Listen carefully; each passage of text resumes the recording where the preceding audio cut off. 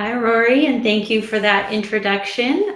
Yes, so I'm excited to talk about. I have slightly changed the title to "Getting Started with Journey Map Operations," which I think is a more honest reflection of where we're at with this practice than scaling, but still, I think a lot to learn. So, to quickly introduce myself, I currently live in Boise, Idaho, which, if you aren't familiar with US geography, is a place best known for growing a lot of potatoes. But I've had the chance to live and work in many locations, including Seattle, San Francisco, Sydney, and Austin before settling here. I have been in design for 9 years. I've worked as a UX designer, content designer, and more recently have really shifted into service design and focusing on strategic end-to-end customer journeys. And before that, I worked in consulting, sales, and marketing, which has been really helpful as a service designer in understanding how different parts of the business work and deliver experiences to customers.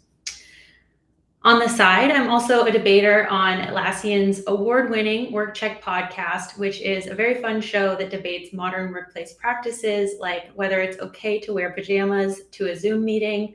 I am wearing slippers right now, but you can't see them. So, and last but not least, outside of work, I also love outdoors and spending time with my dog and partner. So besides potatoes, Boise is also an amazing mountain town with a lot of rivers, skiing, and hiking outside my front door. A little bit about Atlassian as well, because I think this is really helpful context to understand the environment that I'm operating in. So our mission is to unleash the potential of every team, and we build best-in-class software tools like Jira, Confluence, and Trello, and then also share practices to improve team connection and performance. We are helping shape the future of teamwork and collaboration for over 250,000 global customers and millions of users. And we're a distributed first company with over 10,000 global employees. But don't worry, that's all I'm going to talk about Atlassian. I'm not here to talk about our products or product design.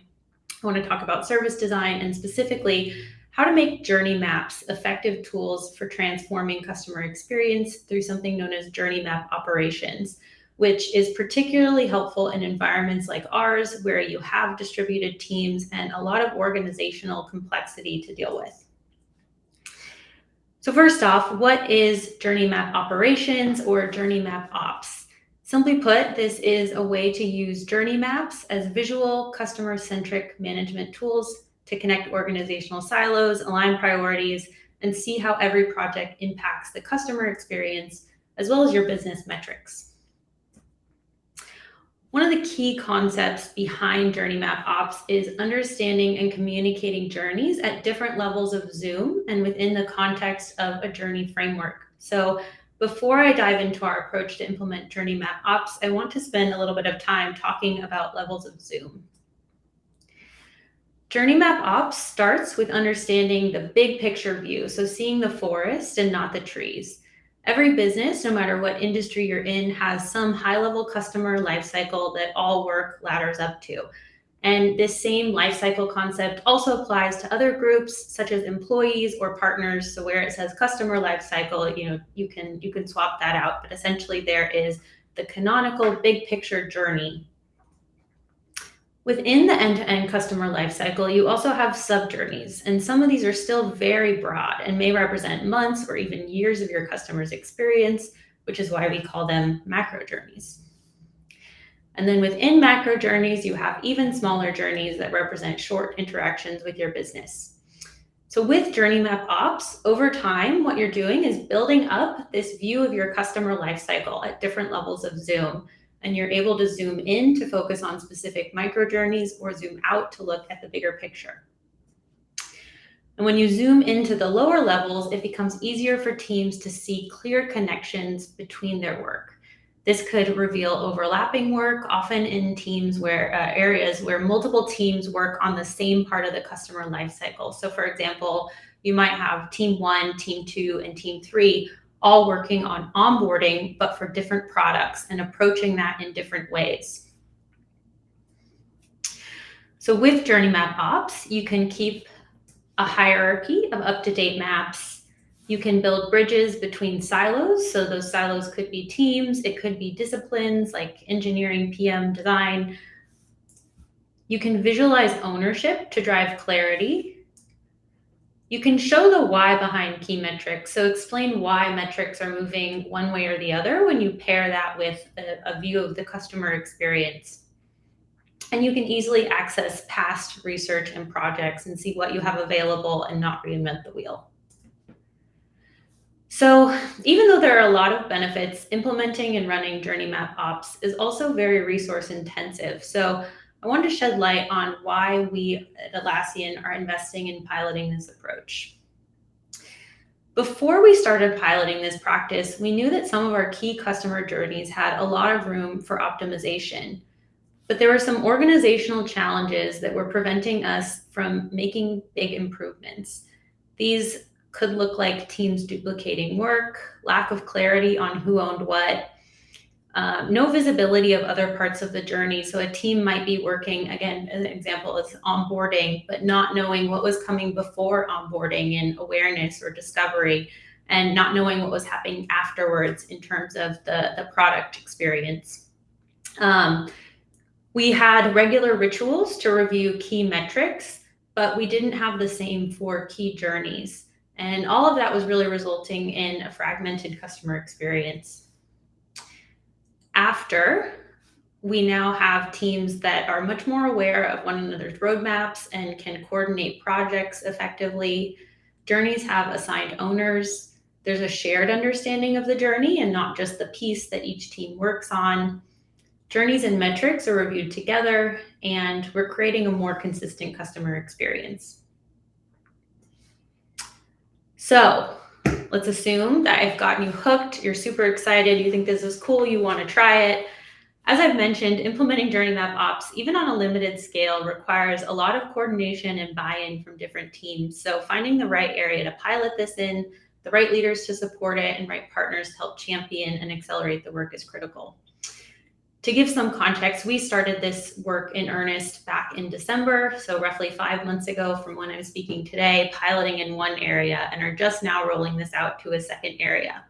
So I'm going to talk through how we approached our pilot of Journey Map Ops in one area and what you can learn from our experience. And all of the work that I'm going to talk through was led by a team of 2, so myself and another lead designer working in tandem as partners. So simplifying things down, we approached this in 4 steps. The first thing we did was create our journey framework. Next, we prioritized the most important journeys. Then we mapped them in a consistent tool and template. And finally, we put in place the rituals we needed to regularly review them with key stakeholders and make sure they weren't just sitting, never looked at again after we did the mapping. So I'll dive into detail about step 1, creating our journey framework. The end state that we were looking for was something like this, where we had defined levels of Zoom and defined lifecycle stages. We started by looking at the lifecycle stages, and the first thing we did was an internal audit of different end-to-end journey work from across the business, and we looked at the stages that were being used. And we were looking for common patterns. So for example, again, onboarding was a phase that almost every end-to-end journey shared, and we then synthesized these into a recommended set of lifecycle stages. Next, we explored ways to define our levels of Zoom, and for this we had to look outside of Atlassian at examples from folks like Nielsen Norman Group, Chris Risden, Mark Stickdorn, and others who are leading voices on this topic. And one thing I've observed is this is really sort of greenfield. There's very little standard way of thinking about levels of Zoom for different journey artifacts. But we came up with a model that we think works for us and landed on a synthesized version of the customer lifecycle stages and documented them along with definitions for levels of Zoom to help guide our teams. And when we tested these with internal users, we found that the more Zoom levels and lifecycle stages there were, the more ambiguity we introduced. So we started with a simple framework. And in retrospect, for the lifecycle stages, I would simplify this even further. But at that point, we had our outline in place, and it was time to start filling it in with journey maps. But obviously, we're not going to map every journey. That's not feasible, and it's definitely not necessary. So we needed to hone in on which parts of the customer lifecycle merited mapping and reviewing and why.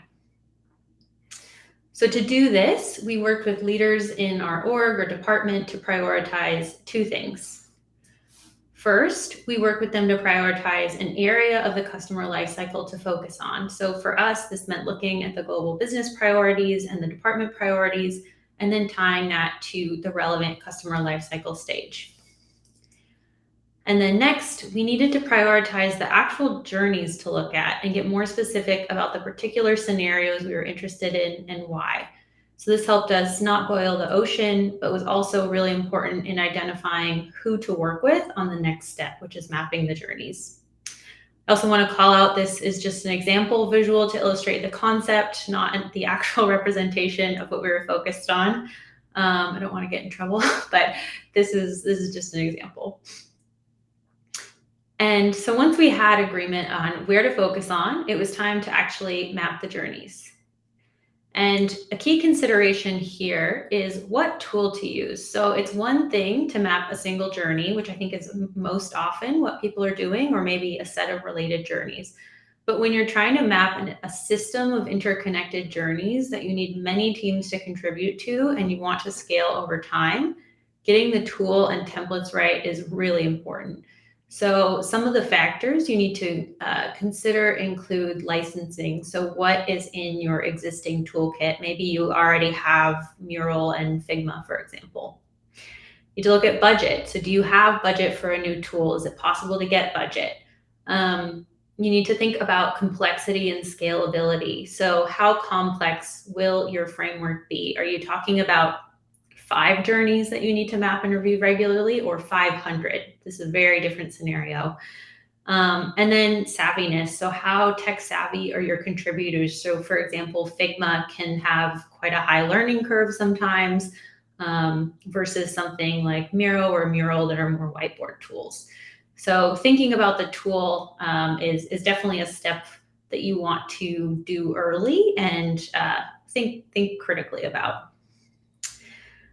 Alongside the tool, we also thought about our journey template. So we worked with our stakeholders to identify what information they needed to see at a minimum. So for us, there were some things that we looked at for consistency. So for example, how do we have consistent titles so that everything is easy to find? Same with metadata. The reason for that is to make things searchable and easy to find. And then we had the actual information. So what swim lanes did we need to include and why? How did we write the scenarios? How did we define the scenarios? And also, what research did we consult to create this journey map? And what types of research do we have available? So looking at quantitative, qualitative, and competitive also helps us see where we have research gaps for a particular journey. And then for each journey, we appointed a coordinator who's responsible for gathering information to fill it out from all of the contributors. And this can get pretty complicated, especially if you're looking at an end-to-end journey that comprises the work of many teams. So each part of our template has clear R&R with different roles responsible for different parts of the journey map. So for example, the journey coordinator is responsible for the end-to-end, and they would work with the designers from different teams to fill in the storyboard, analytics and PM to fill in metrics, research PMs and design to fill in insights, etc. So if your journey has a very large scope, identifying and coordinating these contributors can be, like I said, really complex. So just to give an example, last week we started mapping a set of 4 journeys, and so far we have 40 contributors and counting. So a lot of work for that journey coordinator. But in the end, we will have a consolidated view of the end-to-end journey that was not available before. All right, so at this point, you have your maps filled in, and now it's time to start your journey review sessions. And this is really, I think, where this practice diverges from my experience in the past, which has been you create a journey map, gets reviewed maybe once or twice, and then it gets put in a drawer and never looked at again. So this is a regular review and refresh of each prioritized journey. And like I said, this is really what makes journey map operations different than simply journey mapping. So at a high level, the review process that we planned for was schedule a review meeting, map the journey to be reviewed, or if this was, a second, third, fourth review, we refresh the journey, pre-record a walkthrough of the journey, fill out a basic template that has things like the link to the journey, link to the walkthrough, and then some questions we need people to reflect on. And then we would run the review and capture any feedback to action. And then we would rinse and repeat on a cycle that was defined by the journey. So for example, one journey that was really high priority and moving fast, you might review weekly, whereas something that is maybe a macro journey that doesn't need to be reviewed as often would have quarterly refresh. So like I said, the first thing we did was schedule a review meeting with leaders from across the team that worked on that particular journey. And as I mentioned up front, we're a distributed company with people working across global time zones, which means everything we do often needs to be optimized for asynchronous collaboration. So we opted to, rather than do a walkthrough live, record a walkthrough of the end-to-end journey map and then have people reflect in their own time. So as the leadership team watched the walkthrough, we had them reflect on a set of questions about the journey, and these covered topics like how effective it was at helping users achieve their goals, how consistent the UX was, whether we had the right teams and projects in place to improve it, whether we had the right KPIs for the journey, etc. And so this review went well, we got good feedback, but afterward we were still struggling with, so what? Like, what do we do with this feedback? How do we action it across all of these different teams? There wasn't a clear path to closing the loop on the feedback. And then we got lucky. So only a few weeks later, we were able to take advantage of the opportunity to review the journey in person at an offsite. And with everyone together in one room, we could identify the accountable owners for each part of the journey and set up a working model to ensure that they could collaborate more closely. And so in the end, our process wasn't quite what we had imagined, but we were able to feed the information from the offsite back into the source of truth's journey map. And now going forward, we can use journey reviews to show the impact each of these teams is having on the end-to-end journey. To keep the end-to-end journey map up to date, we have a lead designer dedicating a few days each month to gathering information from the contributors, updating the map, and running a journey review. I think the key thing to emphasize here is that the journey review is part of a larger program of work dedicated to improving this end-to-end journey. So simply having the journey review was not enough. It's tied with this programmatic element that's outside of design. Early feedback that we've gotten on this work has been really positive, and one of my favorite pieces is just the simplicity of what we've done. It sounds very simple, but it really is a difference to what we had before, which was, before we didn't have the clear picture of the end-to-end view. All we had were slices, and we didn't know how they fit together. This same leader is really excited about this practice at Atlassian because for him, it's helping him identify where to deploy his people and teams, as well as where to pull back. And so he can use journey maps and journey reviews as a strategic tool to deliver better outcomes for the business and our customers. So what's next? Our goal is definitely to scale this practice across more areas of the customer lifecycle, but we are taking an incremental approach to get there. So the first thing we want to do is take what we've learned and try replicating it in another space. So pick another pilot area and then the third pilot area. By testing it in more areas, we're also getting to train more people on the practice and learning new tricks along the way. So we're kind of taking a train the trainer approach. And once we have high confidence that things are working well across multiple areas, our plan is to work with design ops on a standard playbook, not just for journey map ops, but for how to run a journey-centric program. And in 20 minutes, I can only scratch the surface on this topic. So I also want to leave you with a few of the people and resources that I have leaned on as we've explored journey map ops. The first is an article from Nielsen Norman. It's very short. You can go read this after the talk. on the practice of customer journey management. And this is the article that really started sparking my thinking about the idea that you should manage customer journeys like products. Really, really good article that stands the test of time. The next is one particular episode. These are very specific recommendations from the Service Design Show. This episode with Florian Vollmer is focused on similar work that he is leading to manage a complex database of connected customer journeys. And he's farther along than we are. So he has 100 plus journeys that he's managing. And so listening to this helped me sort of project into the future at what could our journey map ops and journey management practice look like over time. And then last but not least, Mark Stickdorn, I believe, is the inventor of the term journey map ops. That might be wrong, don't quote me. But he has a ton of free resources available on this topic, as well as paid training and coaching to help you implement journey map ops. And I actually learned about this at one of his training courses, so can highly recommend that. But he also, like I said, has free videos, articles, lots of stuff to lean on to learn about journey map ops. And with that, thank you. And I think we have a couple minutes for questions, but I'll let Rory confirm. Yeah, we do indeed. So first off, thank you very much for sharing. That was I haven't actually heard of journey map ops, so it's new to me. It's hidden, it's secret. Excellent. So thank you very much. And just a reminder to everybody out there, please feel free to write in your questions on whichever platform you're watching this on, and we'll share those with Maren. The first thing, though, that I have a question. I wasn't 100% sure. Are you creating like a master kind of map and everybody is contributing to it? Or is everybody developing their own separate maps for what they need? So we are creating a database of maps. And so there's two. So the database is thing one.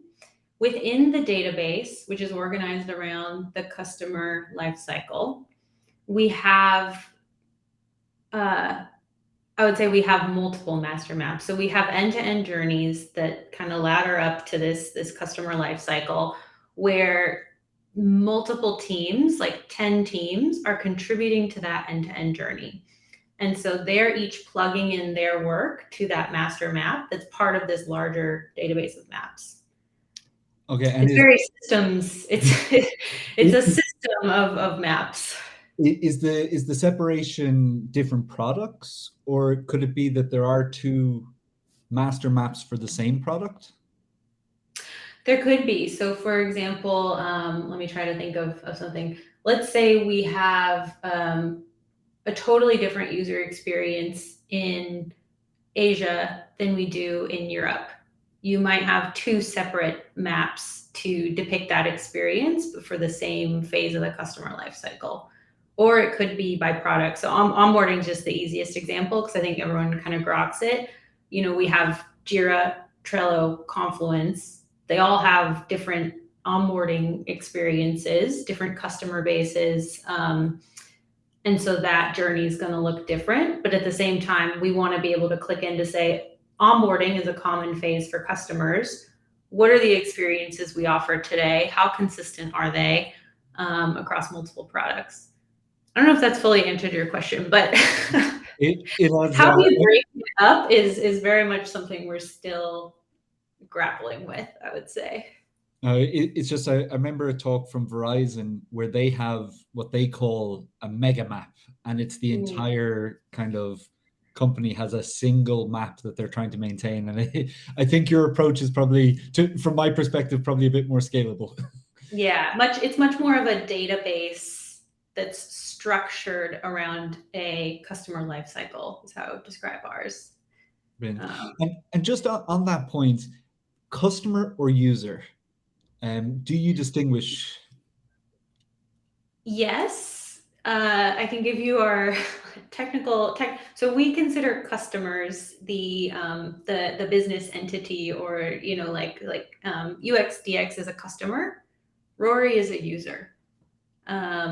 UX DX I would never refer to as like the user. So when we say we have millions of users, those are all part of customers.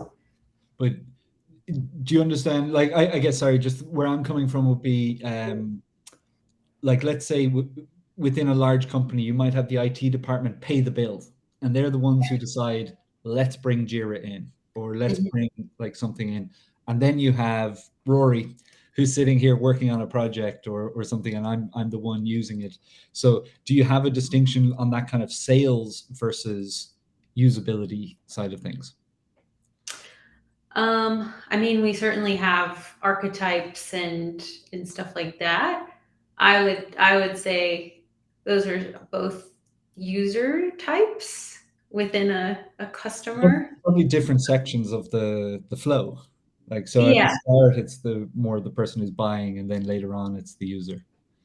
yeah, and oftentimes that's like the maps that we are creating are not limited to a single user. There's always, multiple users involved, whether it's, somebody requesting access to something and then that request goes to an admin, for example, or like you said, one group is responsible for the purchase, but then the people using the product is a different group. So we have to show all of that in what we're mapping. Okay. Yeah, I don't, I don't know if I've answered your question, but we certainly think of them as different groups. Great. Just a slightly different take, because you were one of the examples you gave was that when the stakeholders look at it, they say, "Oh wow, I need more data on that," or like it kind of opens up insights. How do you share that? And I think it kind of ties in with the next talk. User journey maps are often perceived as kind of qualitative. Like you might Mhm. have, I saw the lines that kind of the emotional journey as you're going through, and that's a very qualitative thing. So how do you actually tie in the quantitative data that, no, we've done the research, this is actually a problem here, or here's the data? Yeah. So longer term, we actually, and I think this gets back to what tool you use as well. We are trying to integrate the tool we use with our actual system. So we have this idea of like funnel metrics. How does that tie to the customer journey and actually pull that data in? In the short term, we are working with analytics, our partners in analytics, to actually map that data as insights. So, for example, customer reaches this screen or this step, we know there's a 50% drop off. We're putting that in as an insight.